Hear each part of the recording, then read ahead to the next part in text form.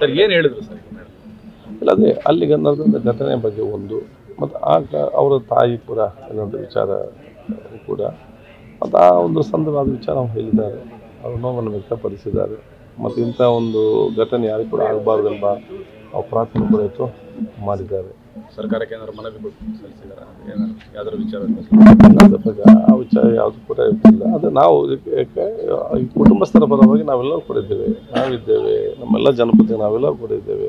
ಇದರ ಬಗ್ಗೆ ನಾವು ಸರ್ಕಾರ ಮಾತಾಡ್ತೇವೆ. ಕೇಂದ್ರ ಸರ್ಕಾರ ಒಂದಿಷ್ಟು ಕಠಿಣ ನಿರ್ಧಾರಕ್ಕೆ ಮುಂದಾಗಿದೆ. ಕೇಂದ್ರ ಸರ್ಕಾರ ಭಯೋತ್ಪಾದಕ ಚಟುವಟಿಕೆ ಬಗ್ಗೆ ನೋಡಿ, ಇಡೀ ಜನರು ಇವತ್ತು ಕೇಂದ್ರ ಸರ್ಕಾರ ಜೊತೆಯಲ್ಲಿದೆ. ಇದು ನಮ್ಮ ದೇಶದ ಪ್ರಶ್ನೆ. ದೇಶದ ಒಗ್ಗಟ್ಟು, ಏಕತೆ ಈಗ ಅತಿ ಮುಖ್ಯ. ಈ ದೇಶವನ್ನು ದುರ್ಬಲಗೊಳಿಸಬೇಕಾದರೆ ಭಯೋತ್ಪಾದಕರಲ್ಲಿ, ಬೇರೆ ರಾಷ್ಟ್ರದಲ್ಲಿ ಈ ಸಮಾಜ ವಿಭಾಗ ಮಾಡಲಿಕ್ಕೆ ಎಲ್ಲ ರೀತಿ ಪ್ರಯತ್ನ ಮಾಡ್ತೇವೆ.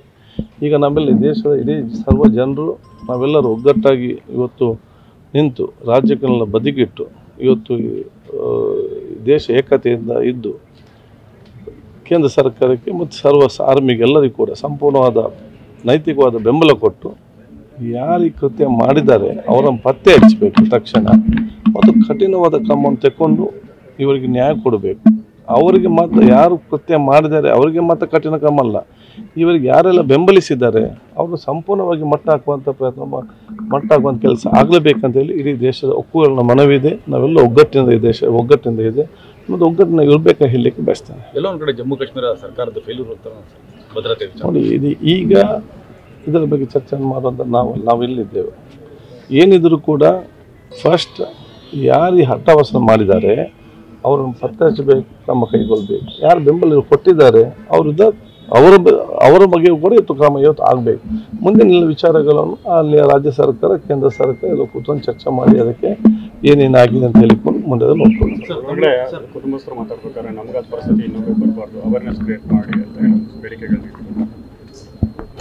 ಬಹುಶಃ ಇವತ್ತು ಅಲ್ಲಿಯ ವಾಸ್ತವ ವಿಚಾರ ನೋಡಿಕೊಂಡು ಇವತ್ತು ಅಲ್ಲಿ ವಿಚಾರ ಖಂಡಿತವಾಗಿ ಅವರು ನೋವು ಇನ್ನೊರಿಗೆ ಯಾರು ಬರಬಾರ್ದು ಅಂತೇಳಿ ಅವರ ಪ್ರಾರ್ಥನೆ ಇವತ್ತು ಮಾಡುತ್ತಿದ್ದರೆ ಆ ನೋವಿನ ವಿಚಾರ ನಮಗೆಲ್ಲ ಅರ್ಥ ಆಗಬೇಕು, ಇಷ್ಟು ನೋವಿದೆ ಅಂತ ಹೇಳಿ.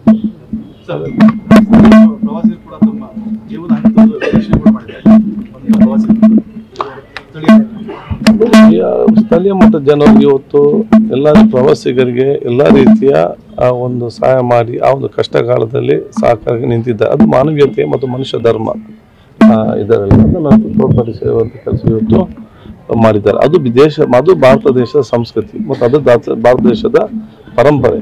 ಭಾರತ ದೇಶದ ಸಂಸ್ಕೃತಿ ಪರಂಪರೆಯನ್ನು ಕಾಶ್ಮೀರಿಗಳಲ್ಲಿ ಬಿಂಬಿಸಿದ ಹೇಳಲಿಕ್ಕೆ ಬಯಸಿ ಅವರೆಲ್ಲರಿಗೂ ಕೂಡ ಇವತ್ತು ಕೂಡ ಕುಟುಂಬ ಚಿರಋಣಿ ಆಗಿದ್ದಾರೆ. ಎಲ್ಲ ನಾಯಕರ ಬಗ್ಗೆ ಕೂಡ ಅವರು ಚಿರಋಣಿ ಆಗಿ ಇವತ್ತನ್ನು ಬಿಟ್ಟುಕೊಂಡಿದ್ದಾರೆ. ಇವತ್ತು ಈ ವಿಚಾರಕ್ಕೆ ಸಂಬಂಧಪಟ್ಟಾಗಿ ನಾನು ಮತ್ತು ಶಾಸಕರ ಜೊತೆಯಲ್ಲಿದ್ದೇನೆ.